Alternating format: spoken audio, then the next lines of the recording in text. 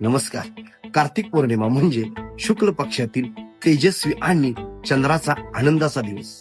यावेळी सर्व नक्षत्रे चंद्राच्या प्रकाशाने उजळून निघतात आणि आकाशामध्ये अस्तित्व असते ते नक्षत्रांचा अधिपती असणाऱ्या चंद्राचे.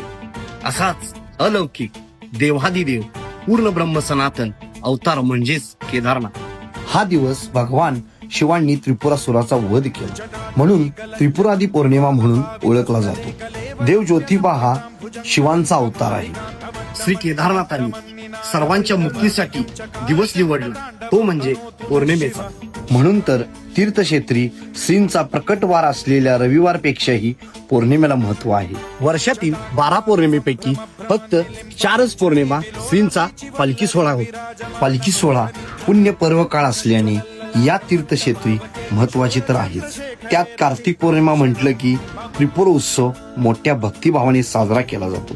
केदारनाथ महादेवांचे अवतार असल्यामुळे श्रींच्या पालखी सोहळ्यावेळी मंदिरात सर्व शिखरांवरती तसेच पालखी मार्गावरती तेलाचे पलिदे पेटवले जातात.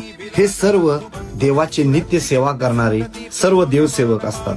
यामध्ये वातकरी, सहकारी आणि कापडाचे चुडे बांधणारे तसेच दबाणे असे सर्व देवसेवक या त्रिपुरादी सोहळ्यात सहभागी होतात आणि पालखी मार्ग झळाळून सोडतात.